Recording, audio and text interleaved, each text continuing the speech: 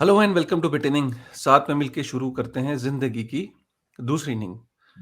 और आज फिर से सुनील अग्रवाल जी मेरे साथ हैं। और आज जो टॉपिक हम डिस्कस करने वाले हैं वो बहुत ही ज़्यादा इंटरेस्टिंग है। अच्छा, मुझे तो ये भी नहीं याद लास्ट टाइम कि मैंने सुनील अग्रवाल जी के साथ कौन सा ऐसा वीडियो रिकॉर्ड किया जो इंटरेस्टिंग ना हो, पहले तो ये है। लेकिन आज का जो टॉपिक है, हमने आज से पहले शायद जितने भी टॉपिक डिस्कस किए ना, वो कहीं न कहीं मैक्रो से रिलेटेड थे। मतलब मैक्रो इकोनॉमिक्स की उसके अंदर झलक होती थी और हम मैक्रो इकोनॉमिक्स के बारे में, money printing, money supply, money क्या होती है, इन्फ्लेशन, हाइपर इन्फ्लेशन, इन सब चीज़ों के बारे में हमने बात करी। किस-किस तरीके के कियोस आने वाले हैं, हमने इस पे बात करी, राइट? आज भी हम मैक्रो इकोनॉमिक्स को लाएँगे बीच में, लेकिन आज मैक्रो इकोनॉमिक्स का एक रोल है, राइट? और वो रोल किस तरीके का है उसको भी हम डिस्कस करेंगे। लेकिन आज का जो मेन थीम है वो ये है कि किस तरीके से जो वेब 2 में जितनी बड़ी कंपनीज हैं, जितनी भी एप्लीकेशंस आज आप देखते हो, राइट? ये अल्टीमेटली ये सारी कंपनीज जो हैं, जो वेब 2 की हैं, अगर मैं कंपनीज का नाम लूं, जैसे कि मैं गूगल का नाम लूं, मैं एप्पल का नाम लूं, मैं फेसबुक मेटा का नाम लूं, मैं माइक्रोसॉफ्ट का नाम लूं, राइट? ये जितनी भी बड़ी कंपनीज आज आप देखते हो जो नेटवर्क से रिलेटेड है, राइट? जिनका नेटवर्क है, ये अल्टीमेटली चाहे वो अमेज़न हो, राइट? वॉलमार्ट हो, राइट? आपका अगर इंडिया इंडिया की बात करें तो फ्लिपकार्ट हो, राइट? ये जितनी भी कंपनीज जिनके पास नेटवर्क है, जिनके ऊपर नेटवर्क इफेक्ट है, ये आपको अल्टीमेटली अपने वेब 2 के इस नेटवर्क को वेब 2 पे शिफ्ट करते हुए आप देखोगे। और आप ये देखोगे कोई 2-4 साल में नहीं, ये ऑलरेडी ट्रांजिशन होना शुरू हो चुका है। अपने एग्जिस्टिंग नेटवर्क को, वेब 2 के नेटवर्क को वेब 3 के अंदर कैसे हम पिवट करें, कैसे हम ट्रांजिशन करें, ये ऑलरेडी हो चुका है। और ये क्यों हो रहा है? इसके पीछे वजह क्या है? और ये कितना बड़ा सिग्नल है या इसका कितना बड़ा इम्पैक्ट होगा क्रिप्टो के ऊपर? मतलब आप जो ऑलरेडी हम बात करते हैं कि जो एग्जिस्टिंग मनी है, जो कि सर ने अपने पिछले वीडियो में बताया था कि क्लोज टू 1900 ट्रिलियन के आसपास, मतलब अगर हम सारी डेरिवेटिव मार्केट को मिला लें और सारी रियल एस्टेट को, गोल्ड को, इक्विटी को, सबको मिला लें, तो 1800 1900 ट्रिलियन की मार्केट तो टैम है ही। लेकिन एग्जिस्टिंग जो ये वेब 2 की कंपनीज जब वेब 3 में पिवट करेंगी, राइट? तो कितना बड़ा इंपैक्ट होगा क्रिप्टो पे, इसके ऊपर कोई बात ही नहीं कर रहा है। और आज हम उस पे बात करेंगे, कौन सा वो मोमेंट है, कब आप ये ट्रांजिशन देखना शुरू करोगे, और ये किसका कितना बड़ा इंपैक्ट होगा, और क्यों वो ट्रांजिशन करना चाह रहे हैं वेब 3 के अंदर। ठीक है? इस पे डिस्कशन करेंगे और बहुत इंपॉर्टेंट सेशन है। आपको हो सकता है आने वाले टाइम में कोई वेब 2 बेस्ड कंपनी दिखे ही ना। आपको या तो वेब 3 या वेब 2.5 भी आप कह सकते हो, राइट? उसके मिडल में भी आपको चीजें दिखेंगी, लेकिन शायद वेब 2 में बिल्कुल ऑब्सोलीट हो जाएगा, जैसे ऑर्कुट ऑब्सोलीट हो गया था फेसबुक के आने के बाद, राइट? बहुत इंपॉर्टेंट है ये समा बांधना, ये आपको थोड़ा-सा बैकग्राउंड देना, क्योंकि आज का जो सेशन है वो बहुत इंपॉर्टेंट है, और इसको आप प्लीज़ रिकॉर्डिंग को सेव कर लीजिएगा, डाउनलोड कर लीजिएगा, शेयर करिएगा, कमेंट करिएगा जब ये वीडियो के एंड में, ताकि हमें ये पता रहे कि आप लोग वीडियो को ध्यान से सुन रहे हैं, ठीक है? चलिए, welcome Sunil sir. I hope कि मैंने थोड़ा-सा बैकग्राउंड सही दिया। कहीं पे कोई कमी रह गई हो तो प्लीज़ उसे आज आप पूरा कर दीजिएगा, और शुरू करते हैं sir. Thank you Kashif, thank you. Uh, आज जो विषय है, आपने उसकी भूमिका ऑलरेडी दे दी है, पर मैं थोड़ा-सा उसको और एक्सपैंड करता हूँ। जी। वो ये है कि अ, हम जब 20वीं सदी और 21वीं सदी के बीच का बड़ा फ़र्क ढूँढना चाहते हैं, तो बड़ा फ़र्क क्या है? बिज़नेस की दुनिया के हिसाब से, वेल्थ की दुनिया के हिसाब से, कैपिटल फ़ॉर्मेशन की दुनिया के हिसाब से। तो वो बड़ा फ़र्क ये है कि 20वीं सदी के अंदर सेंट्रल बैंक्स पैदा हुए, मल्टीनेशनल कॉर्पोरेशंस पैदा हुए, और ये सारा टेरिटोरियल नेटवर्क हुआ करता था। जैसे अमेरिका एक टेरिटोरियल एम्पायर बना, कोल्ड वॉर के बाद इसकी पूरी दुनिया में कितने ही सैनिक अड्डे थे, अभी भी हैं और पूरी दुनिया में इसकी कंपनियों ने राज किया वगैरह-वगैरह हमने सारा देखा। पर ये मोटा-मोटा टेरिटोरियल सिस्टम था यानी कि ज़मीन से जुड़ा हुआ। तो आपके पास केएफसी है, मैकडॉनल्ड्स है, आईबीएम है, आपके पास वो सारी बड़ी-बड़ी कंपनियाँ थी। बट जब आप 21वीं सदी में आते हैं, तो 21वीं सदी में वो टेरिटोरियल नहीं है, वो फिज़िकल नहीं है, वो वर्चुअल है। यानी कि अब ये मामला वर्चुअल यानी कि नेटवर्क से जुड़ा हुआ मामला है। तो 20वीं सदी और 21वीं सदी के बीच में जो कैपिटल फॉर्मेशन है, पैसा कैसे बनता है, इसका सबसे बड़ा जो डिफरेंस है कि 20वीं सदी में वो टेरिटोरियल है, फिजिकल है और 21वीं सदी में वो वर्चुअल है या नेटवर्क है। तो ये सबसे बड़ा डिफरेंस है 20वीं और 21वीं सदी में। अब सवाल ये है कि ये फर्क तो हो गया, पर इससे आगे क्या? तो देखिए, ये फर्क पिछले 15 सालों से आपको बहुत बड़े लेवल पर नज़र आएगा। अगर आप जस्ट 15 साल पीछे चले जाएँ, 15 साल पहले 2009 में एंड्रॉयड फ़ोन आया था और दुनिया के अंदर इन 15 सालों में 5 बिलियन से ज़्यादा स्मार्टफ़ोन हो गए। 5 बिलियन। अब ये 5 बिलियन स्मार्टफ़ोन जो हैं, अगर आप इन स्मार्टफ़ोन्स के अंदर जो एप्लीकेशन है जिनको ऐप्स बोलते हैं, तो आप घूम फिर के पाएँगे लगभग इन सभी 5 बिलियन स्मार्टफ़ोन्स में कुछ एप्लीकेशंस कॉमन हैं। फ़ेसबुक, गूगल, नेटफ्लिक्स, अमेज़न ऐसी कुछ और। तो जब आप इन सारी एप्लीकेशंस को देखते हैं, तो ये एप्लीकेशंस बेसिकली क्या हैं? बेसिकली तो ये नेटवर्क है। उन नेटवर्क का जो हेडक्वार्टर है, जो उसकी ओनर कंपनी है, वो अमेरिका में बैठी हुई है। और वहाँ से वो एक क्लाउड के ज़रिए पूरी दुनिया में अपनी सर्विसेज़ देते हैं। हमने नेटवर्क की अभी तक ये जो समझ बनाई है। बट पिछले 15 सालों में कॉर्पोरेट वर्ल्ड की दुनिया में एक बहुत बड़ा क्या कहते हैं एक कैरियर मूव बनाया गया जिसको कहते हैं डिजिटल ट्रांसफॉर्मेशन। डिजिटल ट्रांसफॉर्मेशन का बेसिक मतलब ये होता था कि आप अपने बिजनेस को टेरिटोरियल की बजाय वर्चुअल या नेटवर्क मॉडल में तब्दील कर रहे हैं। बट मैं ये कहने जा रहा हूं कि जो पिछले 15 सालों में डिजिटल ट्रांसफॉर्मेशन से या डिजिटाइजेशन से जो बहुत बड़ा चेंज आया है, वो अगले 15 साल टोकनाइजेशन से आने जा रहा है।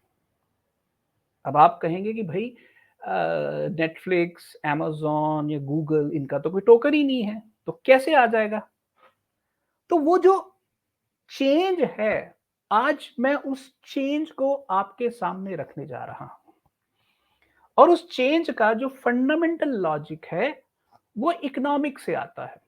वो करेंसी की दुनिया से आता है। वो dollar versus rupee, dollar versus lira, dollar versus pound, dollar versus yuan, dollar versus yen इस दुनिया से आता है। ठीक? तो इस दुनिया से आपकी गुफ्तगू करवाते हैं। अब मैं उदाहरण लेता हूं एक कंपनी की और फिर उस उदाहरण को बाकी कंपनियों के ऊपर लागू करूंगा। और उस उदाहरण के लिए मैं बाद में साथ ही साथ एक देश की उदाहरण लूंगा जिसका नाम है तुर्की या टर्की भी बोलते हैं। तुर्की की एक करेंसी है जिसको कहते हैं Turkish lira, TL Turkish lira. ठीक है? तो हम नेटफ्लिक्स की उदाहरण लेंगे और नेटफ्लिक्स के टर्की के अंदर जो बिजनेस है उसकी उदाहरण से हम चीजें समझाना शुरू करेंगे। पर पहले मोटा-मोटा आप समझ लीजिए कि नेटफ्लिक्स असल में क्या है। नेटफ्लिक्स एक ऐसा नेटवर्क है जिसके 190 देशों में 190 देशों में ऑपरेशंस है। यानी कि 190 देशों के लोग नेटफ्लिक्स के मूवीज को, वेब सीरीज को, डॉक्यूमेंट्रीज को देखते हैं। और ये नेटवर्क इतना एफिशिएंट है कि आपने क्लिक किया और इसके पीछे के जो सुपर कंप्यूटर्स है वो इतनी एफिशिएंटली काम करते हैं कि विद इन माइक्रो सेकंड्स आपकी वो मूवी चलना शुरू हो जाती है। अब आप कहते हैं यार क्या कमाल है, बैठ के आराम से बिंज वॉचिंग करो, कितना मजा आ रहा है। ये तो हमने सोचा ही नहीं था कि हम क्लिक करेंगे और दुनिया के किसी भी हिस्से से हम कोई भी मूवी देख सकते हैं। ना कोई सेव करने की जरूरत, ना कोई डाउनलोड करने की जरूरत। और मतलब जिन लोगों ने आज से 15 साल पहले पायरेट बे से फिल्में डाउनलोड की हैं और एक-एक फिल्म डाउनलोड करने में 3-3 दिन लग जाते थे, उनके लिए तो ये जन्नत है। तो उनको लगता है यार कमाल है। हमने अपनी ज़िंदगी में इतना बड़ा चमत्कार नहीं देखा था, सोचा था, पर ये हो गया। बट सवाल ये है कि ये तो हो गया यूज़र के पर्सपेक्टिव से, पर क्या कंपनी नेटफ्लिक्स उतनी खुश है? क्योंकि जिसने आपको सर्विस देनी है, वो सर्विस के बदले में फीस ले रहा है आपसे। सब्सक्रिप्शन जिसको कहते हैं, मंथली सब्सक्रिप्शन।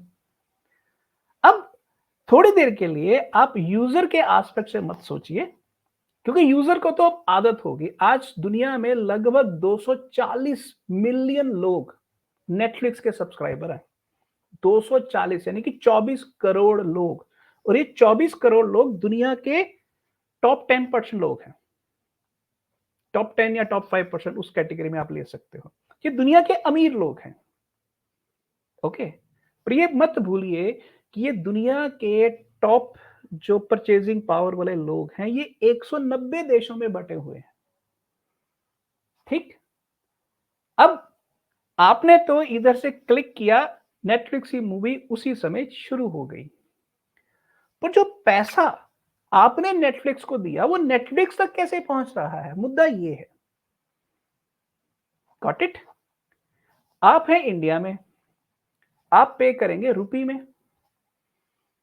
आप बांग्लादेश में हैं, आप पे करेंगे टका में।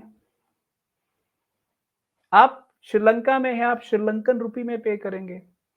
आप टर्की में हैं, आप टर्किश लीरा में पे करेंगे। आप जापान में हैं, आप येन में पे करेंगे। एम आई राइट?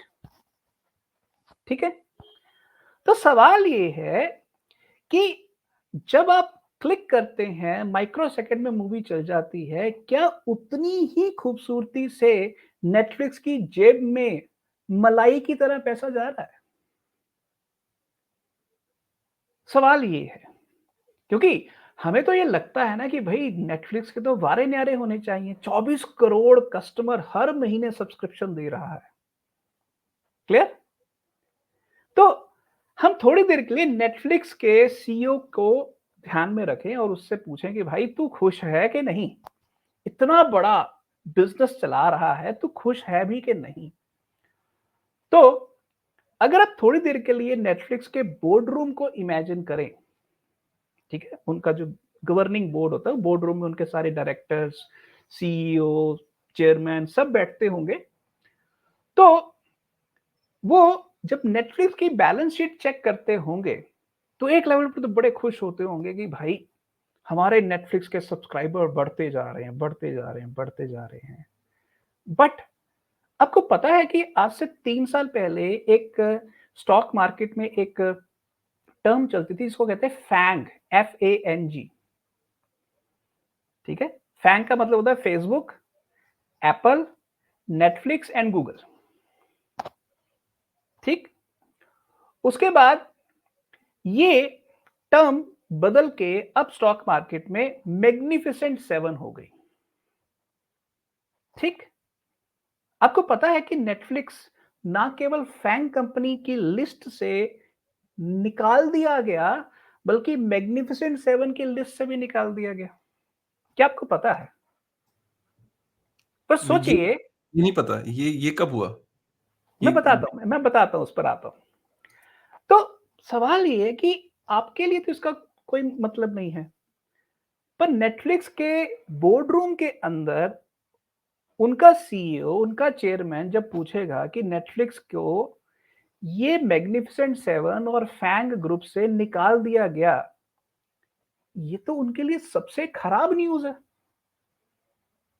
जो कंपनी $1 ट्रिलियन की नेटवर्थ तक पहुंचने का सपना लेके चली थी, वो कंपनी को मैग्निफिसेंट 7 से, फैंग ग्रुप से निकाल ही दिया गया। क्यों हुआ ऐसा? उनके लिए तो ये मरने वाली बात हो गई ना, कि जिन्होंने 190 देशों के 24 करोड़ लोगों को हर महीने टॉप क्वालिटी सर्विस दी, फिर भी सब कुछ ठीक करने के बावजूद भी उनकी हालत खराब हो रही है। तो मैं आपको छोटा-सा एक स्लाइड डेक दिखाता हूँ, 5-6 स्लाइड दिखाऊँगा, उससे आपको अंदाज़ा हो जाएगा कि हो क्या रहा है। ओके? मैं स्क्रीन शेयर करता हूँ। जी।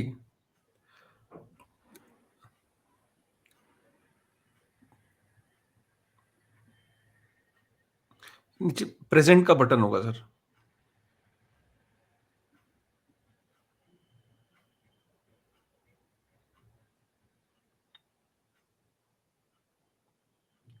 आप मेरी स्क्रीन देख सकते हैं?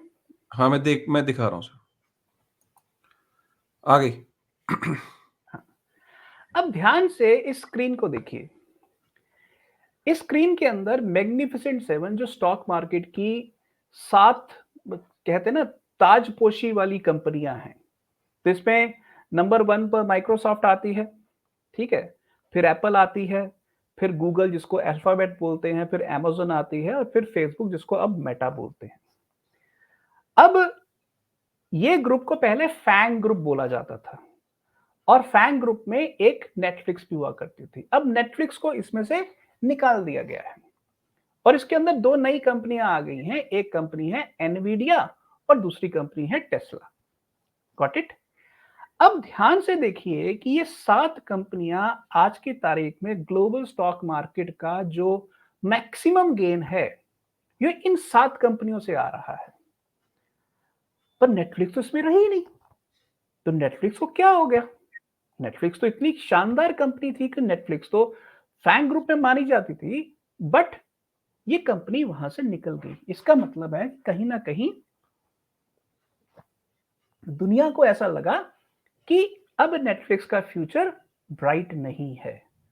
तो ध्यान से अब सोच देखिए हो क्या रहा है। अगर आप ये चार्ट देखें, नेटफ्लिक्स का मैं रेवेन्यू दिखा रहा हूं आपको। 2019 इसको नीचे से शुरू करिए। 2019 में नेटफ्लिक्स के रेवेन्यू ग्रोथ थी एक साल की 24%। 2020 में आके रह गई 18%। 2021 में आके रह गई 6% और 2023 में आके रह गई 4%। उसके बाद थोड़ी सी ये पिछले क्वार्टर में बेहतर हुई है, बट अदरवाइज ये कंटिन्यूअसली पिछले 4 सालों में ये ग्रोथ डाउन जा रही है। ओके? अब अगर आप इसको बार ग्राफ के हिसाब से देखें, बार चार्ट के हिसाब से देखें, तो ये जो 2018 में उनका पीक आया था ग्रोथ का, उसके बाद देखिए कंटिन्यूअसली ये डाउन जा रहा है। ओके? अब सवाल है कि ये डाउन क्यों जा रहा है? मुद्दा ये है, नेटफ्लिक्स इतनी बड़ी शानदार कंपनी होने के बावजूद भी इसका रेवेन्यू डाउन क्यों जा रहा है? तो इसके डाउन जाने का कारण है वो 190 देश, और मैं उसमें से एक देश जिसकी उदाहरण मैं लेने जा रहा हूं उसका नाम है तुर्की या टर्की। अब इस देश को अगर आप ध्यान से देखिए तो बड़े कमाल का देश है, बहुत ही खूबसूरत देश है। यूरोप के बिल्कुल बगल में लगता है और इसकी इनकम भी यहाँ की जो पर कैपिटा इनकम है 8-9 हजार डॉलर के आसपास पर कैपिटा इनकम है। तो सवाल है कि ऐसा देश, नेटफ्लिक्स के यूजर्स तो इसमें होंगे ही होंगे, मिलियंस ऑफ यूजर्स हैं वहां पर अगर आप ध्यान से देखें टर्की का 2019 में 5 टर्किश लीरा, लीरा वहां की करेंसी है, तो वहां की 5 टर्किश लीरा 1 डॉलर के बराबर होती थी और अब ये बढ़ के मतलब घटते घटते ये 30 टर्किश लीरा इस समय 1 डॉलर के बराबर है। मतलब क्या है? इसका मतलब ये है कि टर्किश लीरा डॉलर के मुकाबले में डाउन जा रहा है। क्लियर? अब सवाल है कि अगर टर्किश लीरा डाउन जाएगा तो टर्की के अंदर या तुर्की के अंदर जो नेटफ्लिक्स का रेवेन्यू है वो भी डाउन जाएगा, क्योंकि वो तो लीरा में ले रहे हैं। वो लीरा में आपसे लेते हैं और उसके बाद डॉलर में कन्वर्ट करते हैं। पर अगर टर्किश लीरा 80% डाउन चला गया 5 साल में, तो नेटफ्लिक्स का रेवेन्यू भी तो 80% डाउन चला जाएगा। तो नेटफ्लिक्स ने उस चीज़ का मुकाबला करने के लिए एक बार अपनी सब्सक्रिप्शन बढ़ाई, फिर 2 बार बढ़ाई, फिर 3 बार बढ़ाई। बढ़ाते-बढ़ाते आप ये देखिए 37 यानी कि लगभग 38 टर्किश लीरा से उनका टॉप प्लान लगभग 100 टर्किश लीरा तक पहुँच गया। स्टैंडर्ड प्लान 58 से 150 पहुँच गया यानी कि 3 लगभग 3 गुना और उनका प्रीमियम प्लान 78 लीरा से 200 लीरा तक पहुँच गया। सवाल ये है कि जब इतना ज़्यादा इंक्रीज़ करेंगे तो तुर्की के अंदर या टर्की के अंदर उनके यूज़र्स तो कम होंगे। हर कोई इतनी ज़्यादा फ़ीस तो नहीं ना दे सकता और ये हो भी रहा है। अब सवाल ये है कि ये नेटफ्लिक्स के लिए एक बहुत भारी गड़बड़ वाली स्थिति है। उसका रीज़न मैं बताता हूँ। अगर आप ये जो नेक्स्ट चार्ट देखें, 2018 में नेटफ्लिक्स की सबसे बड़ी मार्केट थी यूएसए और कनाडा और नेटफ्लिक्स दूसरे देशों में एक्सपैंड कर रहा था। पर अगर 2018 में देखें तो आप पाएंगे कि 64 मिलियन उनके यूजर थे जो बढ़ के 75 मिलियन हो गए 5 साल में। बट अगर बाकी दुनिया देखी जाए जिसमें emerging east and middle east Africa आता है, लैटिन अमेरिका आता है, एशिया पैसिफिक आता है, तो उनके मैक्सिमम यूजर अगर आप मैं कैलकुलेट करके बताऊं तो 80 4 120 100 लगभग 160 मिलियन यूजर उनके यूएसए और कनाडा के बाहर से आए हैं और ज्यादा डेवलपिंग कंट्री से आ रहे हैं। यानी कि उनका यूजर बेस बढ़ रहा है। ओके, अब आप नीचे वाले चार्ट में आइए और नीचे वाले चार्ट में देखेंगे कि कनाडा के अंदर तो उनका पर रेवेन्यू एवरेज रेवेन्यू पर यूजर तो 11.28 डॉलर है, पर बाकी देशों में उनका एवरेज रेवेन्यू कहीं 10 है, कहीं 7 है, कहीं 9 है और वहां वो बढ़ नहीं रहा, जबकि वो यूएसए कनाडा में बढ़ रहा है और यहां वो बढ़ नहीं रहा। अब सवाल ये है, इसको अब मैं बंद करता हूं और आप पर वापस आता हूं। अब ध्यान से देखिए कि इतनी बड़ी कंपनी, यूजर ग्रोथ हो रहा है, सब्सक्राइबर ग्रोथ हो रहा है, पर एवरेज रेवेन्यू पर यूजर घट रहा है। सवाल ये है कि ये एवरेज रेवेन्यू अगर घट रहा है तो इसका मतलब है कि स्टॉक मार्केट के हिसाब से अर्निंग पर शेयर कम हो रहा है और अर्निंग पर शेयर जब आपका कम होता है तो नेचुरली आपको लोग अब उतनी बड़ी, इतनी अच्छी कंपनी नहीं मानते जितनी पहले मानते थे। Got it? सवाल ये है कि नेटफ्लिक्स इस प्रॉब्लम में फंसा कैसे? नेटफ्लिक्स ने तो ऐसा कुछ नहीं किया गलत कि नेटफ्लिक्स को इस तरह की झंझट झेलनी पड़ी।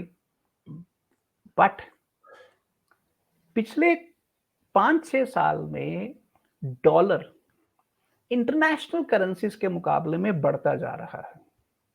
जब डॉलर बढ़ेगा तो टर्किश लीरा डाउन जाएगा। ये केवल तुर्की में तो नहीं हुआ, इंडिया में भी हुआ है, ये चाइना में भी हो रहा है, ये अफ्रीका में भी हो रहा है, ये अर्जेंटीना में भी हो रहा है। तो आप अब टर्किश लीरा की बजाय आप अर्जेंटीना के पीसो को ले लें, तो उनका पीसो तो लगभग 140% डाउन गया है 3 साल में। तो जब आपका बिजनेस जो ग्लोबल नेटवर्क बिजनेस है, लोगों को तो लगता है कि आपने क्लिक किया, फिल्म चालू हो गई, बट बेचारे नेटफ्लिक्स की हालत देखिए, उसकी जेब में क्लिक करते इमीडिएटली जो पैसे जा रहे हैं वो रोज घटते जा रहे हैं। क्यों?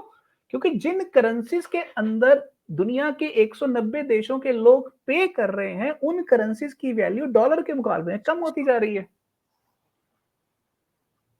आप सोचिए कि आपने एक पहले था एक जाल बिछाया, एक जाल बिछाया, खींचा और मछलियां आ गई, पर ये एक जाल नहीं है, ये 100 अब 190 देशों के अंदर 190 जाल बिछाने पड़ रहे हैं नेटफ्लिक्स को। तो सोचिए एक जाल बिछाने की कॉस्ट और 190 जाल बिछाने की कॉस्ट में कितना फ़र्क होगा?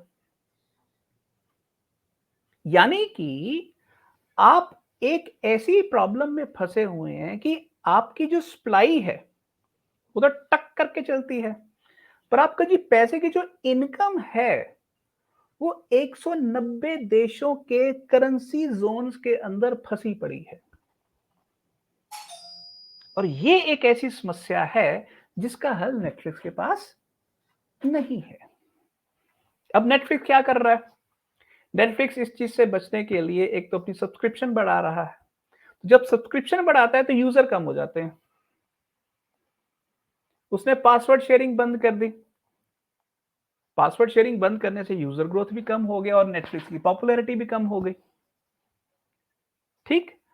उसने धीरे-धीरे एडवर्टाइज़िंग का मॉडल भी लॉन्च कर दिया 2 साल पहले। कुछ देशों में वो एडवर्टाइज़िंग का मॉडल भी चला रहा है। और अब एक और समस्या हो गई है कि वो अपना प्राइस नहीं बढ़ा सकते क्योंकि Disney, HBO, Hulu, Apple, Amazon उन सब ने भी अपनी ओटीटी सर्विसेज़ चालू कर दी हैं। तो अगर नेटफ्लिक्स कम करेगा तो लोग उधर शिफ्ट हो जाएँगे जो हो भी रहे हैं। अब सवाल ये है कि जो प्रॉब्लम नेटफ्लिक्स झेल रहा है, ये प्रॉब्लम तो अमेज़न भी झेल रहा होगा, प्राइम वीडियो भी झेल रहा होगा, डिज़नी हॉटस्टार भी झेल रहा होगा, ठीक? ये एप्पल भी झेल रहा होगा। आप एप्पल की कंपनी की इतनी बड़ी बातें सुनते हैं, आपको पता है कि एप्पल प्लस नाम की एक ओटीटी सर्विस भी है। कभी आपने सुना है कि वो ओटीटी सर्विस नेटफ्लिक्स जितनी कभी पॉपुलर हुई? नहीं हुई। प्राइम वीडियो भी अब अपनी सब्सक्रिप्शन नहीं बढ़ा रहा है, एडवर्टाइज़मेंट रेवेन्यू के साथ अपना गुज़ारा चला रहा है। ऐसा क्या है कि ये सारी कंपनियाँ अपने प्राइसेज़ भी बढ़ा रही हैं, यूज़र भी कम हो रहे हैं, रेवेन्यू भी कम हो रहा है। और आपकी जानकारी के लिए मैं बता दूं, इंडिया के अंदर नेटफ्लिक्स के पिछले 5 साल में 55 लाख से एक यूजर नहीं बढ़ा है। 55 लाख से एक यूजर नहीं बढ़ा है। उन्होंने अपना प्राइस 199 भी कर दिया 500 से, तो भी नहीं बढ़ा। तो सवाल ये है कि अगर नेटफ्लिक्स इंडिया में उसका रेवेन्यू डाउन जा रहा है, टर्की में डाउन जा रहा है, अर्जेंटीना में डाउन जा रहा है, तो लोग नेचुरली नेटफ्लिक्स के स्टॉक को मैग्निफिसेंट 7 से बाहर निकाल देंगे। क्यों हो रहा है ऐसा?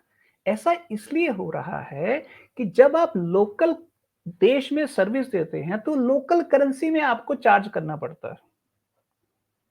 तो जब लोकल करेंसी डॉलर के मुकाबले में डाउन चली जाती है, तो आपका रेवेन्यू भी डाउन हो जाता है।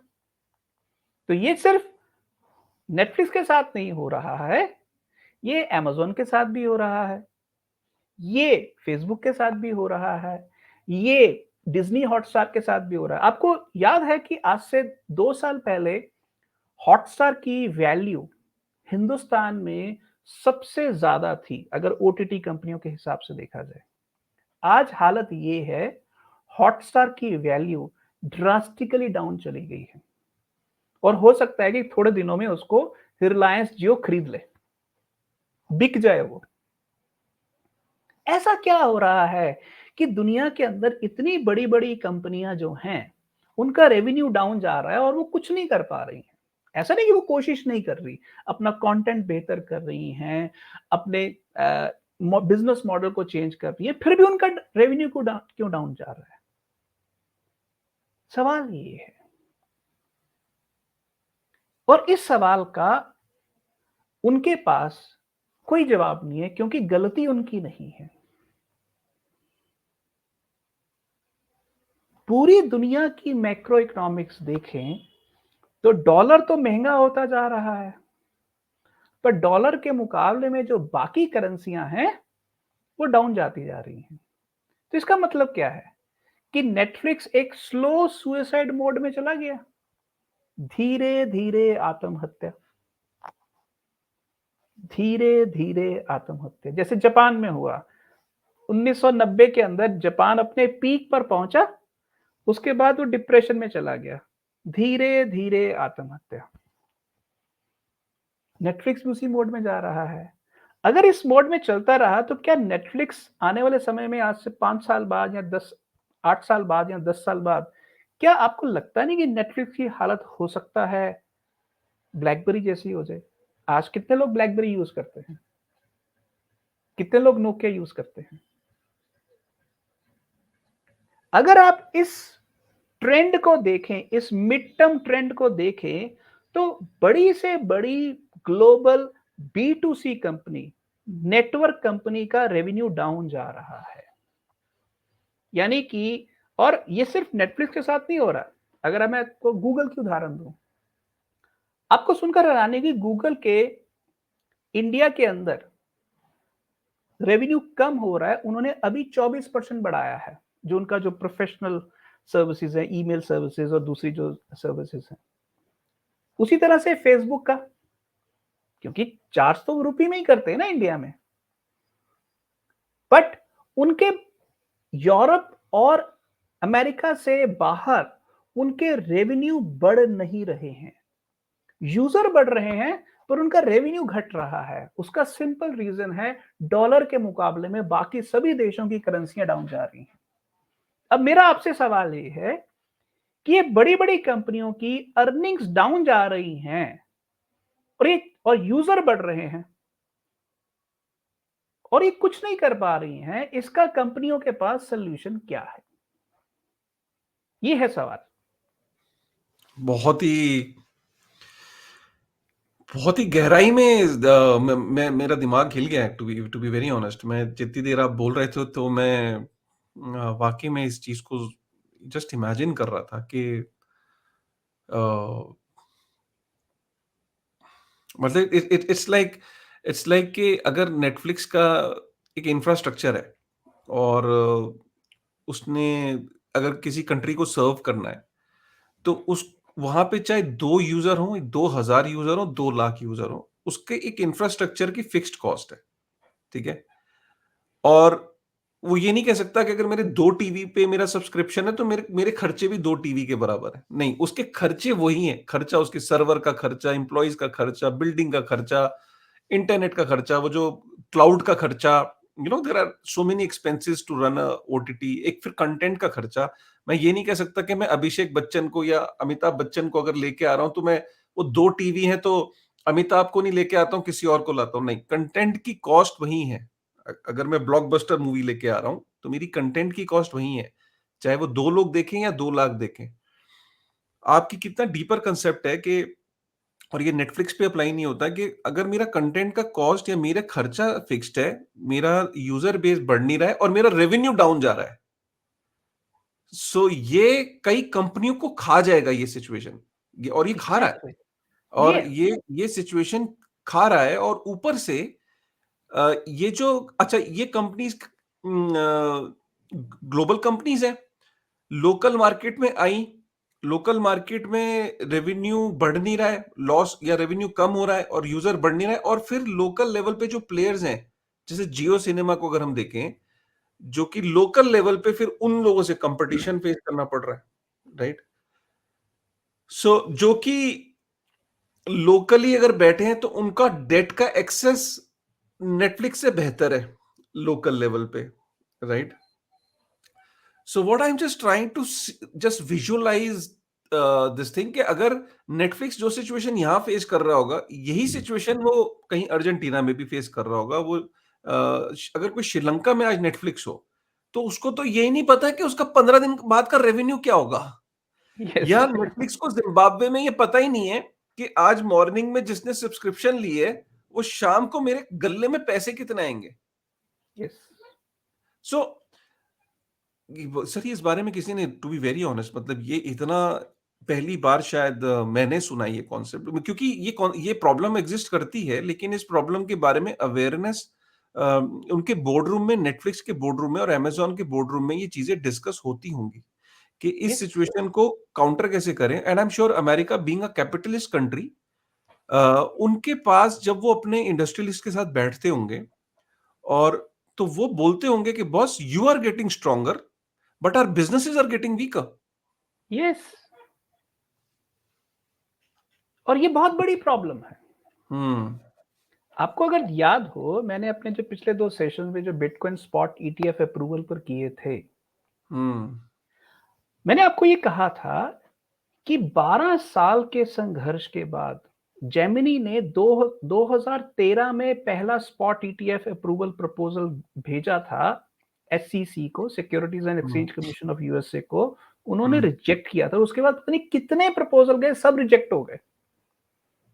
पर ये 2024 जनवरी में ऐसा क्या हुआ कि ये अप्रूव हो गए, और एक नहीं 11 के 11 प्रपोजल एकदम से अप्रूव हो गए? अच्छा इसका मैं रीजन सॉरी मैं अब मेर क्योंकि मुझे पता है कि आप इसको एंड में जोड़ोगे कैसे, कहाँ जोड़ोगे बट मेरे मुँह में ना पानी आ रहा है कि मैं वो बात कह दूँ कि सपोज़ अगर अगर एक जापानीज़ को भी सतोशीज़ में पे करना है, एक श्रीलंकन को भी सतोशी में पे करना है नेटफ्लिक्स की सब्सक्रिप्शन, इंडिया में भी किसी को सतोशी में सब्सक्रिप्शन पे करनी है और अर्जेंटीना में भी सतोशीज़ में या बिटकॉइन में या यूएसडीटी में या स्टेबल कॉइन में या सपोज़ करिए, तो आप सोचें कि तब वैल्यू लॉस नहीं है क्योंकि तब ग्लोबली सब लोग एक ही तो इसका मतलब सतोशी नाकामोटो ने 2008 में ये इन्विजन कर लिया था कि अगर इंटरनेट के ऊपर इकोनॉमी बिल्ड होगी तो इंटरनेट की मनी की जरूरत पड़ेगी जो कि ग्लोबली एक्सेप्टेड होगी सबको एक एक इंडिविजुअल को। यस। क्या बात है सर, दिमाग खुल गया। मतलब सोचो कि उस आदमी की विजन देखिए, उस आदमी की 2008 की विजन देखिए आप।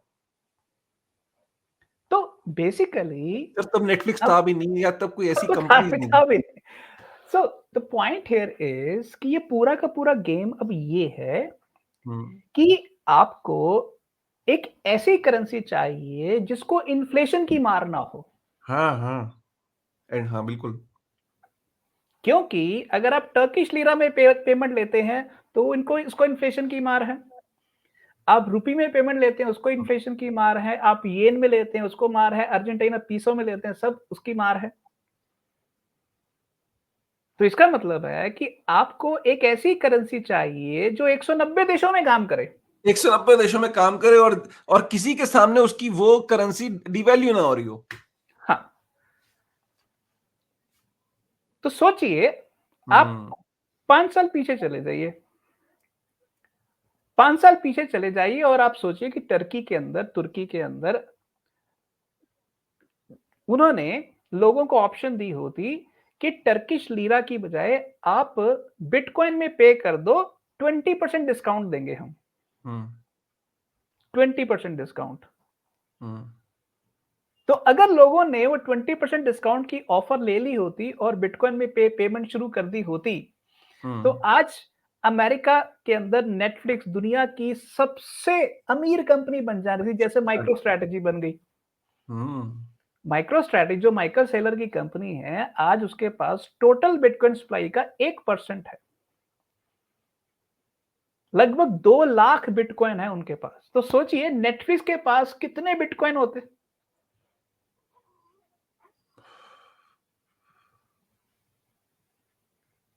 आपको हर महीने रेवेन्यू आना था बिटकॉइन में। हम्म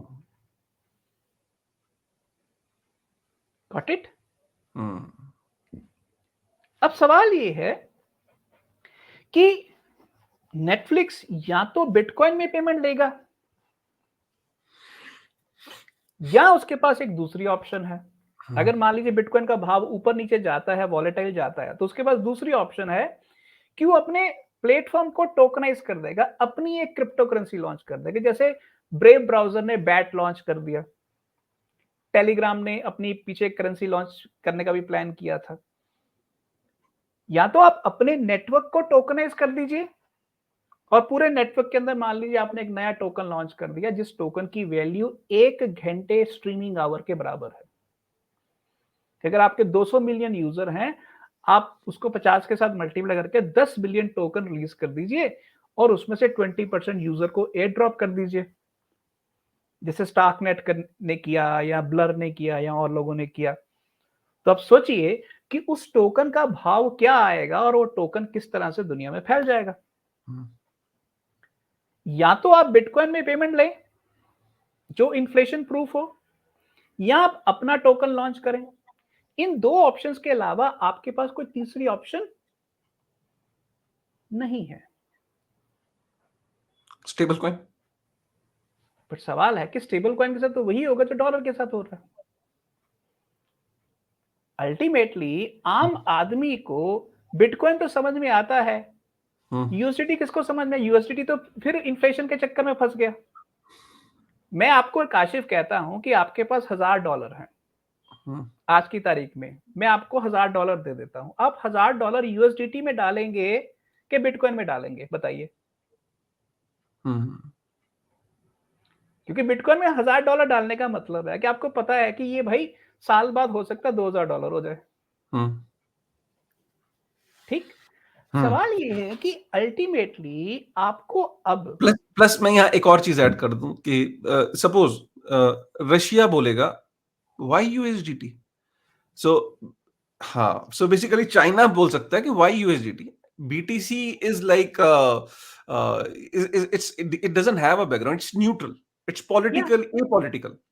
या हुँ, तो बेसिकली अब समस्या ये है कि इन सभी प्लेटफॉर्म्स को, नेटफ्लिक्स को भी चाहिए, गूगल को भी चाहिए, अमेज़न को भी चाहिए, फेसबुक को भी चाहिए। अब ये नया तो चैट जीपीटी लॉन्च हो गया। चैट जीपीटी की भी वही प्रॉब्लम होएगी जो नेटफ्लिक्स की है। हुँ, आज की तारीख में वो अगर हर देश के अंदर उनकी लोकल करेंसी में चार्ज करना शुरू कर दे तो उनके लिए तो बहुत बड़ी प्रॉब्लम हो जाएगी। सवाल ये है कि या तो आपको बिटकॉइन जैसी global universal payment currency establish करनी पड़ेगी हुँ, या आपको अपना पूरा नेटवर्क टोकनाइज करना पड़ेगा, टोकेनाइज़ करना पड़ेगा। जैसे यूनिस्वैप है। यूनिस्वैप के पीछे भी तो एक टोकन है ना, यूनी। हुँ, ग्राफ प्रोटोकॉल के पीछे भी एक टोकन है, जीआरटी। हुँ, ब्रेव ब्राउज़र के पीछे भी एक टोकन है, बैट। या जनता बिटकॉइन में पे करे या उनके नेटवर्क टोकन में पे करे। इसके अलावा आपके पास इन्फ्लेशन से बचने का कोई तरीका है ही नहीं। करेंसी फ्रैगमेंटेशन से बचने का कोई तरीका है ही नहीं। ये है इतनी बड़ी दुविधा दुनिया के सारे global B to C platform की। और ये प्रॉब्लम जल्दी कोई सॉल्व नहीं कर सकता। ये सरकारों को, कंपनियों को आपस में बैठ के ही सॉल्व करनी पड़ेगी। आपको याद होगा मैंने आपको कहा था कि बिटकॉइन वो जिप्सी बंजारन बच्ची की तरह है जो 10-12 साल तो पूरी दुनिया में घूमती रही। आज उसके अमीर बाप ने जब उसका मरने का टाइम आया तो वसीयत में बराबर का हिस्सा उसको अनाउंस कर दिया और उसको अपने घर में वापस बुला लिया। क्यों बुलाया? कि ब्लैक रॉक ने कहा था कि बुला ले। कि अकेले ब्लैक रॉक के कहने से तो कुछ नहीं होना था। और ये जो सुनहरी चूहे जो मैंने दूसरे सेशन में आपको कहा कि सुनहरी चूहे हुँ, अब कूद के बाहर जा रहे हैं और बिटकॉइन ईटीएफ जैसे नए फाइनेंशियल प्रोडक्ट डिजाइन कर रहे हैं। ये क्यों कर रहे हैं? कि उनको नजर आ गया है कि भाई ग्लोबल यूनिवर्सल करेंसी के बिना कोई चारा नहीं है और वो डॉलर नहीं हो सकता। हाँ, डॉलर को ग्लोबली अगर एक्सेप्टेबल बनाना है, ग्लोबली पॉपुलर बनाना है, तो बिटकॉइन के जहाज के ऊपर जाके सफर करो, तो बच जाओगे। राइट। मेरे को एक यहाँ पे एक और थॉट आया सर, जब आपकी बात को मैं सुन रहा था। जैसे ये बड़ी कंपनीज होती हैं जो यूएस बेस्ड, खासकर जो कंपनीज होती हैं, ये कंटेंट यूएसडी में एक्वायर करती हैं, ठीक है, और डॉलर में पे कंटेंट एक्वायर करती हैं, और उसके बाद जब दूसरी कंट्रीज पे जाती हैं फिर वहां पे कंटेंट को दिखाती हैं, ठीक है। सपोज करिए कि इंडिया में जियो सिनेमा ये डिसाइड करता है कि मुझे नेटफ्लिक्स बनना है दुनिया का। प्रॉब्लम क्या है? प्रॉब्लम ये है कि जब मैं वो कंटेंट लेने जाता हूँ। आईएनआर में जब मैं वो कंटेंट एचबीओ से या यूनिवर्सल से या वार्नर ब्रदर्स से या बड़े-बड़े टाइटल से जब मैं वो कंटेंट लेने जाता हूँ, तो मैं आईएनआर को पहले डॉलर में कन्वर्ट करता हूँ। मतलब मेरे को महँगा पड़ता है वो कंटेंट, राइट? और इसीलिए ये जो बड़ी-बड़ी कंपनीज़ की इनोवेशंस हैं, डॉलर की यही सुप्रीमेसी रही है कि डेवलपिंग कंट्री से जब कोई इनको कम्पीट करना चाहता है, तो उसे अपनी जो डीप पॉकेट्स हैं, जो बिलियंस में डॉल पैसे चाहिए, अगर उसको पहले डॉलर को बाय करके फिर कंटेंट को बाय करना पड़ता है। एक तो नंबर 1 ये। इसलिए वो यहाँ इनोवेशंस आप देखते हो कि बड़ी कम निकलती हैं। दूसरा, नेटफ्लिक्स क्यों नहीं निकला इतने दिनों में कहीं और से? लोकल लेवल पे हैं, लेकिन ग्लोबल नहीं है कोई। दूसरी चीज़ सर, मैं ये कहीं न कहीं सर आपकी इस बात से ना मैं ये सोच रहा था कि अगर ये इतना आसान है कि जब टीवी के ऊपर जब मैं रिन्यूअल का बटन दबाता हूँ, नेटफ्लिक्स का जब वो एक्सपायर हो जाता है ना सर, कितना आसान है सर कि एक लाइटनिंग वॉलेट वहाँ पे आ जाए, पे इन सैट्स। इंटीग्रेट इंटीग्रेट करने में सर आधा घंटे का काम है प्रोग्रामर के लिए ये। के पे इन सैट्स और वहां पे बीटीसी का एड्रेस हो, नीचे लाइटनिंग नेटवर्क का एड्रेस हो, बंदे ने मोबाइल उठाया और उससे पे कर दिया सैट से और नेटफ्लिक्स की सब्सक्रिप्शन पे हो गई। खतरा ये है, और टोकेनाइजेशन करने में भी ये खतरा है कि अगर मैंने ये इनिशिएट कर दिया, दुनिया भर से कंपटीशन जनरेट होगा जो जो कंटेंट को टोकेनाइज करके ग्लोबल ऑडियंस को शो कर सकता है।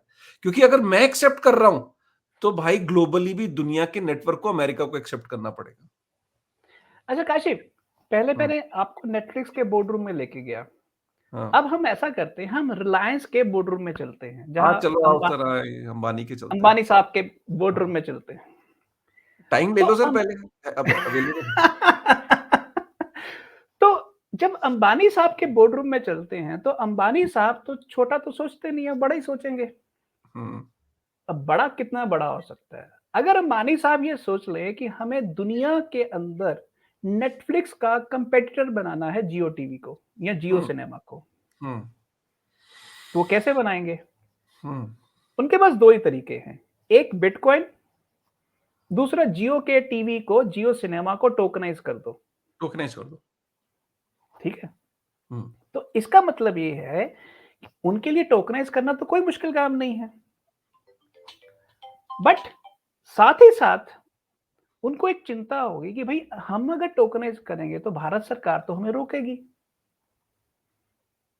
हम्म, ठीक है? तो सवाल ये है कि अगर वो भारत सरकार के पास जाके ये कहते हैं कि दुनिया के अंदर अगर नेटफ्लिक्स जैसे, फेसबुक जैसे, गूगल जैसे मेगा जायंट्स खड़े करने हैं, तो उसका एक ही तरीका है, हिंदुस्तान की बी टू सी कंपनियों को टोकनाइज़ करने की खुली टोकनाइज छूट करो, दे दो। खुली छोड़ दे दो। तो इसका मतलब ये है कि अगर कॉइन डीसीएक्स भारत सरकार के पास जाती है, तो एक फाइनेंस सेक्रेटरी उनको धक्के मार के बाहर निकाल देता है। पर जब अंबानी साहब फ़ोन करेंगे, तो फाइनेंस सेक्रेटरी उनको धक्के मार के बाहर नहीं निकालेगा, वो जो पॉलिसी है, अपने हिसाब से, उनके हिसाब से वो चेंज कर देगा।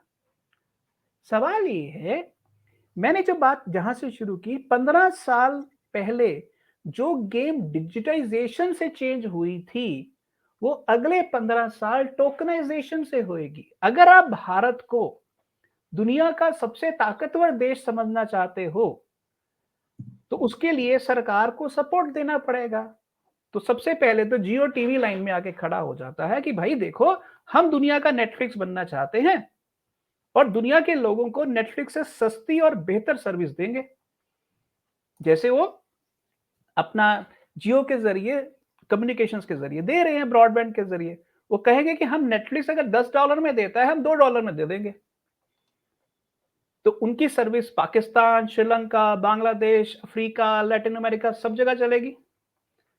तो जब उनकी सर्विस चलेगी, तो जो आज दुनिया में हॉलीवुड की बल्ले-बल्ले होती है, कल को दुनिया में बॉलीवुड की बल्ले-बल्ले होएगी। बिल्कुल। आप इसको अगर ध्यान से देखिए, ये एक ऐसा मौका है कि दुनिया के अंदर हिंदुस्तान जैसे किसी भी डेवलपिंग कंट्री के लिए दुनिया पर छाने का मौका है। पर ये छाने के लिए उनको टोकनाइजेशन का मॉडल चाहिए। तो अगर जियो टीवी को चाहिए, तो कल को एयरटेल भी कुछ ना कुछ लॉन्च करेगा, उसको भी चाहिए। टाटा वाले भी लॉन्च करेंगे, उनको भी कुछ ना कुछ चाहिए।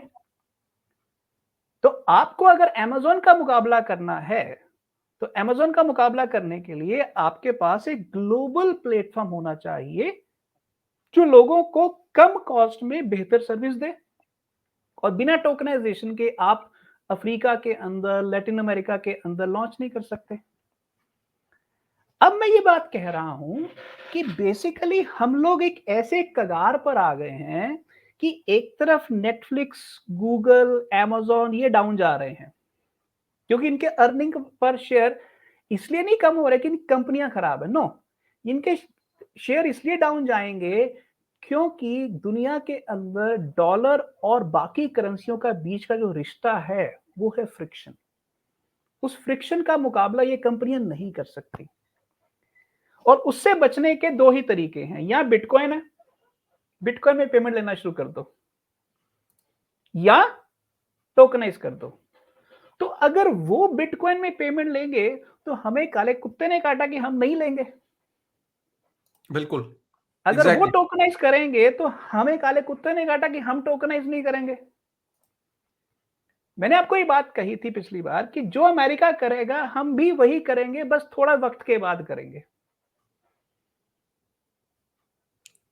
इसलिए जब एयरटेल, रिलायंस, टाटा, बिरला, अडानी ये सब लोग सरकार के पास जाके कहेंगे क्रिप्टो फ्रेंडली पॉलिसी बनाइए, तो सरकार बनाएगी क्योंकि उसमें हिंदुस्तान की कंपनियों का फायदा है, हिंदुस्तान के अंदर से उभरने वाले नेटवर्क्स का फायदा है।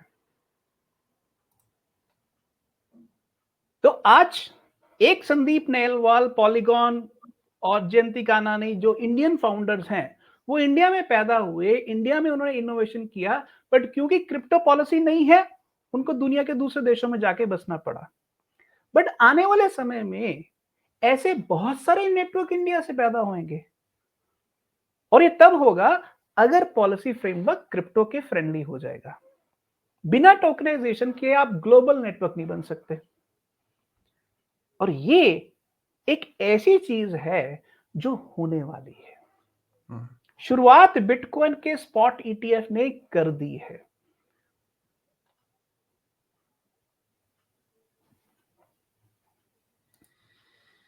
हुँ। बहुत ही इम्पोर्टेंट जो है वो ये समझ लीजिए कि सेशन था और मुझे ऐसा लगता है कि इसको कर सुनने में तो ये बहुत आसान लग रहा है। यूएस को ये पता है कि अगर हमने ये दोनों मॉडल अपनाए, बोर्डरूम में ये डिस्कशन होता होगा कि अगर हमारी जो डोमिनेंस का रीज़न क्या है? US dollar. अगर यूएस डॉलर हमारी ग्लोबल करेंसी जो रिज़र्व करेंसी है, वही तो डोमिनेंस की वजह है। अगर मैंने ये दुनिया को सिग्नल दिया कि मैं अब अपनी कंपनियों के पेमेंट अगर मैं बीटीसी में अगर लेना शुरू कर दूं या मैं अपनी कंपनियों को टोकनाइज करने के लिए अलाउ कर रहा हूं वेब 3 में, तो मैं एक सिग्नल ये दे रहा हूं कि यार डॉलर में इश्यूज हैं, इसी वजह से मुझे करना पड़ रहा है अपनी कंपनियों की प्रॉफिटेबिलिटी को मेंटेन करने के लिए। Exactly exactly. जैसे ही उसने ये सिग्नल दिया नहीं, यूएस डॉलर और क्रैश करेगा और यस, दुनिया की बाकी करेंसी स्ट्रांग होना शुरू हो जाएंगी। और जो दूसरी चीज ये है कि जो दुनिया भर से बड़ी-बड़ी जो कंपनीज हैं, जैसे यहाँ पे जियो है, रिलायंस है या और किसी देश में कोई और कंपनी है, उन कंपनियों को एक लेवल प्लेइंग फील्ड पे आने का मौका दिया जाएगा, मिल जाएगा क्योंकि वो एग्जैक्टली, कहेगा बार्टर सिस्टम क्या होता है? If I am allowing your network to operate in my country, you will allow my network to operate in your country and then yes, let the level playing field operate in its way. Yes, अगर Jio coin America के citizen के लिए New York में available है Tata IPL देखने के लिए, for example Tata IPL एक ग्लोबल प्रॉपर्टी है। टाटा आईपीएल को देखने के लिए अगर न्यूयॉर्क के अंदर एक रेजिडेंट के पास जियो कॉइन का ऑप्शन अवेलेबल है उसको पे करके टाटा आईपीएल देखने का, और मेरे पास नेटफ्लिक्स की एक ऑप्शन है, मेरे पास नेटफ्लिक्स की एक सीरीज देखने का, तो भाई दोनों की लेवल प्लेइंग फील्ड हो गई ना। सुपर बाउल जो है हाँ, वो गोरखपुर में देख रहा है लड़का, सुपर बाउल, और मेरा टाटा टाटा आईपीएल न्यूयॉर्क में देख रहा है, अमेरिका का रेजिडेंट। हो गए दोनों बराबर। हाँ। अब फिर फोकस क्या होगा? फिर दुनिया की ग्लोबल कंपनियां एक लेवल पे आना शुरू होंगी, और जैसे लेवल पे आएंगी अमेरिका को थ्रेड बढ़ेगा। अमेरिका कहेगा मैं नहीं कर रहा भाई ये। पर तुम इस अमेरिका के पास ऑप्शन नहीं है। ऑप्शन नहीं है। अभी फिलहाल मुझे ऐसा लगता है अमेरिका कहेगा सुनो इधर आओ, नेटफ्लिक्स इधर आओ, क्या हुआ लाले, परेशान क्यों हो रहा है, तू लोन ले लेना। अरे मैं लेंडर ऑफ लास्ट रिजॉर्ट हूं, सुनील अग्रवाल जी ने बोला तो था वीडियो में, तूने सुना नहीं? कि मैं जब भी कोई खतरा होता है डॉलर को, मैं लेंडर ऑफ लास्ट रिजॉर्ट भाला लेके आ जाता है सीने पे गोली खाने। और ये कोशिशें होंगी अभी, जब ये दिखेगा कि इनोवेशन जो है वो ब्लॉकचेन की एप्लीकेशंस, डैप्स जो हैं वो इन्हें काउंटर करने लगेंगी। अब अभी तो वेब 2 में ये लॉस खा रहे हैं, कोई बात नहीं, हमारे सामने है कौन। जैसे सपोज करो मैं सबसे ताकतवर हूं, और लेकिन मैं एक जंगल के अंदर, जब शेर बुढ़ा होता है ना सर, जब वो शिकार नहीं कर पाता, शेर शेर होता है, उसको देख के 100 लोग भागते हैं, चाहे वो अगर मर भी रहा है ना, पता है कि शेर बुढ़ा हो गया, मर रहा है, जाएगा कोई नहीं उसके पास। तो ये जो कंपनियां हैं इनसे लड़ने के लिए भी कोई नहीं आ रहा। लेकिन जब ये रेवेन्यू में भी लॉस में जा रही हैं, यूजर में भी लॉस में जा रही है, और इधर से जो डैप्स है वो डैप्स बढ़ रही हैं, कहेंगे boss what are we waiting for, are we waiting for a Nokia moment? तो ये अचानक अपने एक धंधे को सर बहुत तेजी से टोकनाइज करना शुरू कर देंगे, जो आज इस वीडियो का क्रक्स निकला है, जो मेरी आपसे बात यस। करके। और ये जो कमाल चीज़ है, जो आपने भी बिल्कुल ठीक से समझ ली है, वो इसीलिए मैं, क्योंकि अभी आम तौर पर जनता का इस तरफ ध्यान नहीं जा रहा है। क्योंकि आम तौर पर हमें लगता है कि क्रिप्टो मार्केट के अंदर थोड़ी देर के लिए बुल वेव आती है, फिर बियर वेव आ जाती है, फिर थोड़ी देर की बुल वेव आती है। मैं ऑलरेडी 3 बुल और बियर वेव्स देख चुका हूँ पिछले 12 साल में। बट मैं आपको ये कह रहा हूँ कि अब जो नेक्स्ट बुल वेव आएगी, उसके बाद बियर वेव नहीं आएगी। क्योंकि इस बुल वेव के अंदर बड़े-बड़े नेटवर्क्स, ग्लोबल नेटवर्क्स दुनिया के हर देश से उठेंगे और टोकनाइजेशन मॉडल के अंदर आएंगे। हम्म। अब जियो का टोकन आ गया, नेटफ्लिक्स का टोकन आ गया, वो टोकन हम्म। ट्रेड कहां होएगा? वो यूनिस्वैप पर ट्रेड होएगा।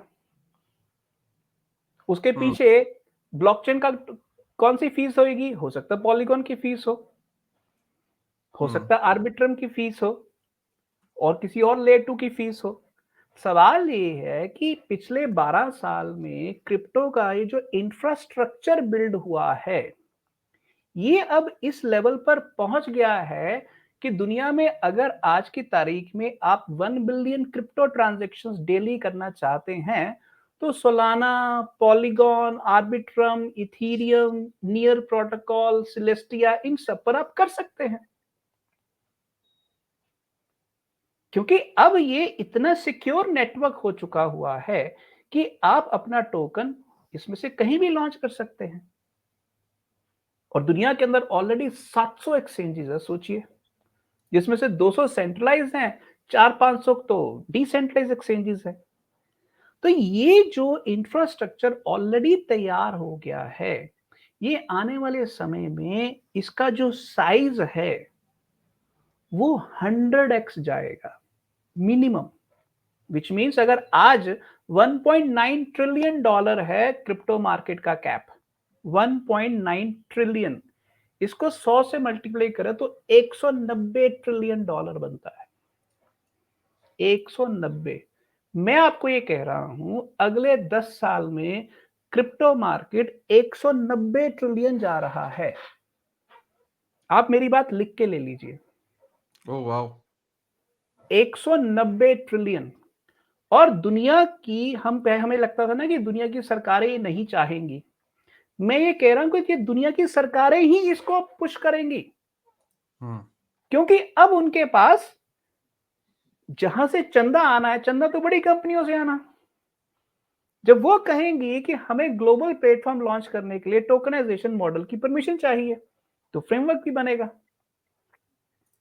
या बिटकॉइन में पेमेंट करने की परमिशन दे दी है या टोकनाइजेशन लॉन्च करने की परमिशन करी है। कुछ तो करना पड़ेगा।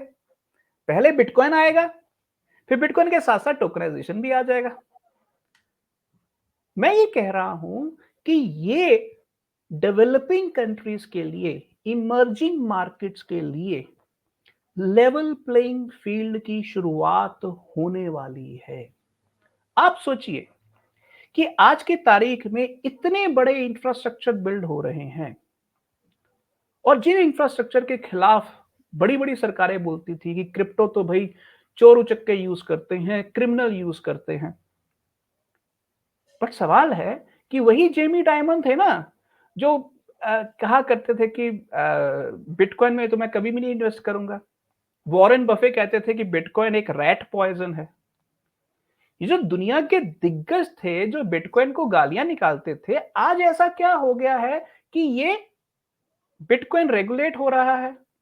इसका मतलब ये है कि दुनिया के अमीर, मैं अमीर और गरीब की बात नहीं कर रहा हूं, दुनिया के अमीरों के दो हिस्से हो गए हैं। एक प्रो क्रिप्टो हो गया है और एक एंटी क्रिप्टो हो गया। जो पुरानी सोच के 20वीं सदी वाले लोग हैं वो अभी भी एंटी क्रिप्टो हैं और जो 21वीं सदी में बड़े हो रहे हैं वो प्रो क्रिप्टो हैं। और ये है सबसे बड़ा चेंज, सबसे बड़ा परिवर्तन। और ये सिर्फ एक किसी एक देश में नहीं हो रहा, ये दुनिया के सभी देशों में हो रहा है। और आज क्योंकि इसी डॉलर और बाकी करेंसियों के कारण जो झगड़े हो रहे हैं, दुनिया डिप्रेशन में चली गई है।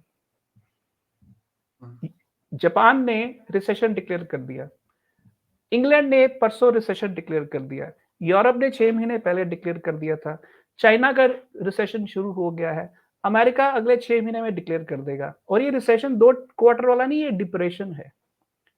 तो इस डिप्रेशन के तूफान से बाहर निकले का एक ही रास्ता है कि आप यूएसडी और इमर्जिंग मार्केट करेंसीज के बीच की जो फ्रिक्शन है, इस फ्रिक्शन से मुक्त कर दो अपनी कंपनियों को।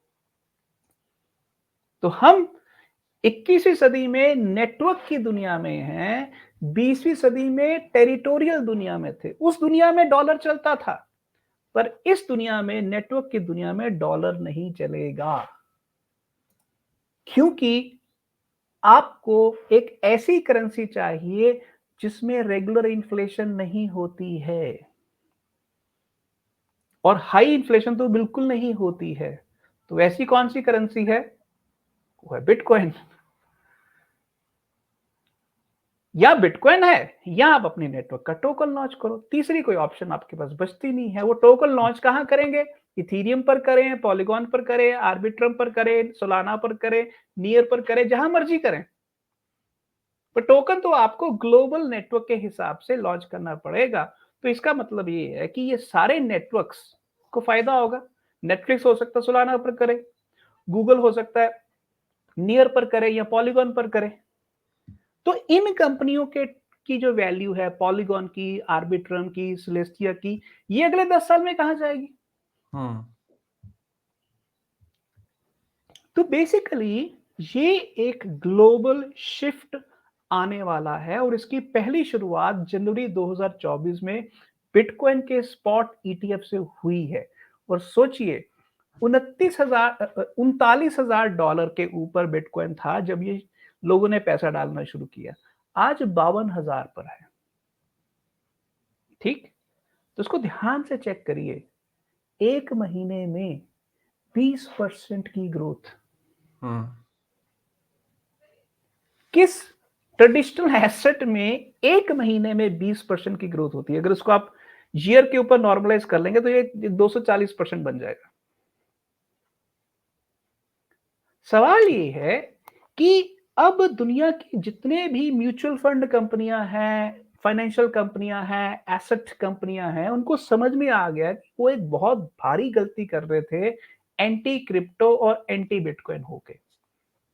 वो अपने मतलब मुंह पर खुद थप्पड़ मारने वाली बात है। आज जेमी डायमंड जो पिछले 10 साल से बिटकॉइन को गालियां निकाल रहा है, वो अपने मुंह पर थप्पड़ मार रहा हो, यार ये मैंने क्या किया। और अब उनको पता है कि ये रिलायंस, एयरटेल, टाटा तैयार बैठे हैं कि जिस दिन मौका मिला, ये दुनिया के अंदर अपने नेटवर्क्स को लॉन्च कर देंगे। क्योंकि दुनिया के अंदर सबसे बड़ा आईटी टैलेंट किसके पास है? इंडिया का। माइक्रोसॉफ्ट का लीडर कौन? हुँ, इंडियन। गूगल का लीडर कौन? इंडियन। आईबीएम का लीडर कौन? इंडियन। हुँ। तो सवाल ये है कि हम एक ऐसे पॉइंट पर आ गए हैं कि इंडिया के लिए अब एक ऐसा मौका है कि उसे नेशनल से ग्लोबल स्टेज में शिफ्ट होना है थ्रू टोकनाइजेशन। इसलिए मेरी अपने क्रिप्टो के सभी दोस्तों से एक गुजारिश है कि हम अगर इस मॉडल को, इस चेंज को समझ लेंगे, तो हम मान लेंगे, हमें समझ आ जाएगा कि क्रिप्टो का इंडिया के अंदर भी भविष्य बहुत उज्जवल है। नहीं, वो तो है ही, उसमें कोई डाउट ही नहीं है। ये अभी समझे ना समझे वो तो समझते हैं। इट्स जस्ट दैट एक एक एक विल पावर होता है ना कि किसी चीज़ को लेने का वो नहीं है। बट अदरवाइज़ जब ये बात हमें समझ में आ सकती है, कोई रॉकेट साइंस नहीं है। तो वहाँ तो बहुत बड़े-बड़े लोग बैठे होते हैं, नीति आयोग है और बड़ी-बड़ी थिंक टैंक्स हैं। क्या वहाँ ये डिस्कशन और वहाँ आईआईटियंस हैं, और एक से एक ब्यूरोक्रेट के अंदर एक से एक अमेजिंग टैलेंट है। क्या उनको ये बात समझ में नहीं आती है? 100% समझ में आती होगी कि अगर हमें दुनिया में अमेरिका को काउंटर करना है या हमें दुनिया में अपने आप को पोज़ीशन करना है, ट्रिलियन डॉलर्स में अगर हमें ग्रो करना है, तो हमें ये रेडिकल बहुत ही ड्रास्टिक स्टेप स्टेप उठाने पड़ेंगे और हमें ये समझना चाहिए कि दुनिया में पॉपुलेशन डिक्लाइन हो रही है। पूरी दुनिया में अगर कहीं पे पॉपुलेशन का बेस है, कंज्यूमर मार्केट है, यूथ है, 29 साल की एवरेज उम्र है, जो 2052 तक रहने वाली है, वो हिंदुस्तान है। अब यस। मेरे पास 2 ऑप्शन है। मैं दुनिया के जो बड़े-बड़े नेटवर्क्स हैं, उनको अपने यूज़र्स को प्लेट पे रख के उनको दे सर्व कर दूँ। मतलब उनके लिए मैं ये अपनी जो ह्यूमन पोटेंशियल है मेरा, जो कि मेरा एक बहुत बड़ा रिसोर्स है, वो आके मेरे देश में इस ह्यूमन पोटेंशियल को यूज़ कर रहे हैं और यहाँ से डॉलर्स लेके जा रहे हैं। और एक ये है कि मैं इस ह्यूमन पोटेंशियल को अपॉर्च्युनिटी दूँ कि यार मेरे पास एक ह्यूमन पोटेंशियल है, 29 साल के यंग लड़के हैं, दिमाग है मेरे पास, रिसोर्सेज़ हैं, सब चीज़ें हैं, मैं क्यों ना दुनिया को सर्व करूँ? और पहले ये आपके पास था कि यार मेरे पास डॉलर नहीं है। मैं फाइट नहीं कर सकता। मेरे को ₹82 खर्च करने पड़ते हैं ₹1 की इस टॉफ़ी लेने के लिए, $1 की टॉफ़ी लेने के लिए न्यूयॉर्क में और उसको $1 खर्च करना पड़ता है मेरे यहाँ 82 टॉफ़ी लेने के लिए। सो सो अब tokenization is the only way to counter that. आज और मैटिक की वैल्यू आज मैटिक की वैल्यू जो हिंदुस्तान में जिस लड़के के पास गोरखपुर में अगर मैटिक की वैल्यू जो उसके पास अगर 25 या ₹50 की है, जो ₹80 की है या सपोज़ ₹70 की है, वही मैटिक की वैल्यू अमेरिका में भी है, राइट? तो ये कहने का मतलब ये कि ये पहली बार ऐसा लग रहा है कि पूरी दुनिया के अंदर एक लेवल प्लेइंग फील्ड का मौका मिल रहा है, वरना दुनिया ने करा क्या? अफ्रीका को गुलाम बना के रखा, काले-गोरे का भेद करा, चूसा अफ्रीका के जितने जो नेचुरल रिसोर्सेज़ हैं, वो वहाँ पे बड़ी-बड़ी अपनी जो करेंसीज़ लाते थे और कहते थे कि तुम्हारे एक्सचेंज रेट में यार बहुत वीक है तुम्हारी करेंसी, हमारे थोड़े से डॉलरों में दुनिया भर की रिसोर्सेज़ वहाँ से लेके चले गए, राइट? तो ये और थिंग। मैं अब हाँ, एक आखिरी बात से कंक्लूड करता हूँ। डॉलर की वैल्यू का सबसे बड़ा कारण है दुनिया के अंदर करोड़ों नहीं, अरबों लोग डॉलर को के अंदर विश्वास है उनका। एक बात याद रखिए, करेंसी की सबसे बड़ी ताकत होती है उसके पीछे कितने लोग उसका इस्तेमाल कर रहे हैं। और अब जब टोकन की बात होगी, बिटकॉइन की बात होगी, जिसके वैलेट के पास सबसे ज़्यादा यूज़र होंगे, उसके टोकन की वैल्यू सबसे ज़्यादा होगी। और यूज़र किसके पास सबसे ज़्यादा है? पॉपुलेशन सबसे ज़्यादा किसके पास है? India, Turkey, Africa, Argentina, Brazil, Indonesia, Malaysia, Philippines, ये सभी डेवलपिंग कंट्रीज हैं। तो जिसके पास पॉपुलेशन है, उसके पास सबसे ज्यादा टोकन होल्डर्स की गिनती होएगी, और जिसके पास सबसे ज्यादा टोकन होल्डर्स होएंगे, उस टोकन की एडॉप्शन, उस टोकन की वैल्यू भी सबसे ज्यादा होएगी। तो मैं ये कह रहा हूं कि एक तरफ आपको लग रहा है कि दुनिया थर्ड वर्ल्ड वॉर की तरफ जा रही है, पर आप नेटफ्लिक्स के लेवल पर सोचिए, गूगल के लेवल पर सोचिए, आप अमेज़न के लेवल पर सोचिए, वो थोड़ा चाहेंगे कि थर्ड वर्ल्ड वॉर हो। थर्ड वर्ल्ड वॉर अगर होगी तो उन कंपनियों की जो अर्निंग पर शेयर है वो ऐसे नोज डाइव कर जाएगी, और वो कंपनियां लिटरली कंगाल हो जाएंगे अगले 5 साल में, क्योंकि उनका यूजर बेस तो पूरी दुनिया में फैला हुआ, वो क्यों चाहेंगे। तो अब ये जो चीज है वो दुनिया के अंदर अपनी सरकारों को कहेंगी, हमें दुनिया में शांति चाहिए, उसके लिए हमें दो चीजों की परमिशन दो। नंबर वन, बिटकॉइन में पेमेंट करना और पेमेंट रिसीव करना, और दूसरा, हमें टोकनाइज, हमारे नेटवर्क को टोकनाइज करने की परमिशन दे दो। और जब अमेरिका में होगा, इंडिया में होगा, इंडोनेशिया में होगा, मैक्सिको, अर्जेंटीना, टर्की, सब जगह होगा, तो जिसके पास बढ़िया प्रोडक्ट है, बढ़िया नेटवर्क है, उसकी ग्रोथ होगी। तो ये लेवल प्लेइंग फील्ड हो जाएगा। तो मैं ये कह रहा हूं कि 20वीं सदी में दुनिया थी 190 देश, पर 21वीं सदी में दुनिया होएगी एक बड़ा नेटवर्क। कोई भी एप्लीकेशन अपने फोन पे डाउनलोड करो, यूज करो, उसी के अंदर टोकन में पेमेंट करो, दूसरी एप्लीकेशन यूज करो, टोकन में पेमेंट करो। ये सारी दुनिया इस एप्लीकेशन, ये जो दुनिया है फोन के अंदर एप्लीकेशंस की, इसके अंदर पूरी दुनिया का एक मैप बनेगा।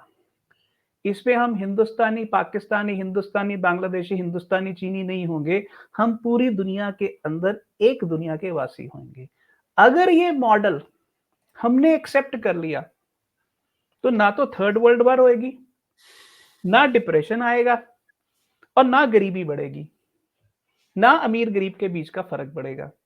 और अगर हमने ये मॉडल नहीं एक्सेप्ट किया, तो डिप्रेशन भी आएगा, गरीबी भी आएगी, अमीर गरीब के का फर्क भी पड़ेगा, और हो सकता है थर्ड वर्ल्ड वॉर भी हो जाए।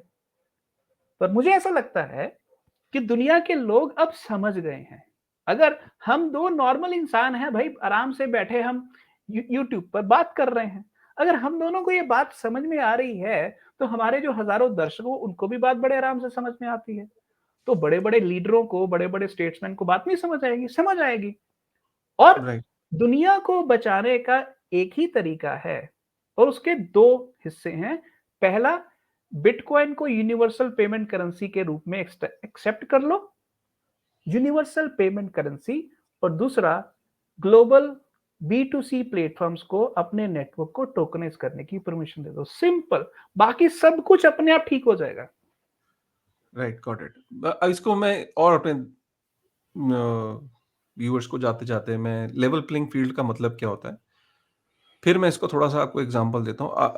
मतलब सुनील जी ने बोला कि हम यूट्यूब पे बैठ के ये बात कर रहे हैं। ये लेवल प्लेइंग फील्ड है। पहले लेवल प्लेइंग फील्ड का मतलब होता था कि एक स्टूडियो के अंदर 4 कैमरे लग के जो एंकर बोल रहा होता था, आपको वीक के अंदर एक टीवी पे एक प्रोग्राम आता था न्यूज़ दिस वीक, या शाम को 8 बजे चित्रहार के बाद एक समाचार आते थे, वही आपकी दुनिया थी। लेवल प्लेइंग फील्ड का मतलब ये है कि कुछ चंद लोग जो चाहते हैं इन्फॉर्मेशन, वही इन्फॉर्मेशन आपको सर्व की जाती थी, चाहे इन्फॉर्मेशन दूसरी हो।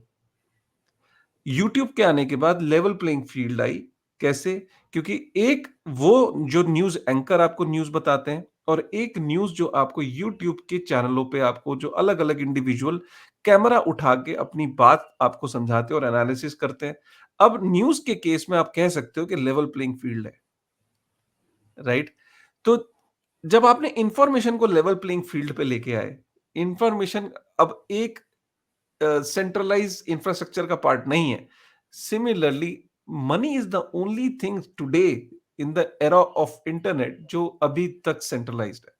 एंड आई थिंक इस सेंट्रलाइजेशन की वजह से ये जो जो आप इश्यूज देख रहे हैं, नॉट जस्ट कि हम तो ग्रो कर ही नहीं रहे, चलो हमारी तो हम तो ग्लोबल कंपनियां बना ही नहीं पा रहे। अरे वो ग्लोबल कंपनियां बना के कौन सा प्रॉफिट कमा रहे हैं, ये है बड़ी बात। यस। ये है बड़ी बात। तो सनम, अगर मोहब्बत में दोनों को आगे शादी करनी है, तो कबूल है मुझे भी कहना पड़ेगा, कबूल है तुम्हें भी कहना तुम्हें भी पड़ेगा, कहना पड़ेगा। तभी ये निकाह होगा। वरना तो भैया फिर तुम अपने रास्ते, मैं अपने रास्ते। With this thought, thank you very much Sunil sir. I think आज का जो शो है, इसने आंखें खोल दी होंगी बहुत सारे लोगों की। और मुझे खुशी इस बात की होती है कि हम जिस तरह का कंटेंट बना रहे हैं, ये छोड़िए वेब 3, मुझे वेब 2 के ऊपर भी इस लेवल की कन्वर्सेशन देखने को नहीं मिलती। पहले मुझे लगता था कि शायद हमारी कन्वर्सेशन सिर्फ वेब 3 ऑडियंस के लिए है, बट मैं उम्मीद करता हूँ, आई होप कि ये लोग जो हमें सुन रहे हैं, ये ना सोचें कि ये वेब 3 का कंटेंट है। ये गलती से मत सोचिए आप। सुनील सर की जो बातें हैं वो वेब 2, वेब 1, एक बुजुर्ग से लेके जिसने इंटरनेट का आई नहीं सुना उसके लिए भी एप्लीकेबल है, बच्चे के लिए भी है। आप इस कंटेंट को वाइडर ऑडियंस में शेयर करें, अगर आप अपने लोगों को चाहते हैं कि उनकी नॉलेज बढ़े, right. Thank you very much Sunil sir, मुझे बहुत अच्छा लगा। अगले शो में इसके ऑब्वियसली कमेंट्स आएंगे, उस कमेंट के बेसिस पे फिर हम अगले शो की प्लानिंग करेंगे। आप ही के कमेंट्स के बेस पे हम अगले शो की प्लानिंग करते हैं। इसलिए आज आपको शो कैसा लगा, सुनील सर की बात कैसी लगी, ये डिस्कशन कैसी लगी, उसको कमेंट करके ज़रूर बताइएगा। उसके बेसिस पे ही हम अगला शो करते हैं। और अगर आपको चाहते हो, मैं तो रादर ये कहता हूँ, आप ही बताओ कि कौन-सा ऐसा टॉपिक है जिसके ऊपर आप चाहते हो कि हमें और डिस्कशन करनी चाहिए, उसको कमेंट सेक्शन में डालें, हम उसी के ऊपर विचार करेंगे कुछ कंटेंट बनाने की। Thank you sir. Okay, bye-bye Kashif. Thank you sir. Okay.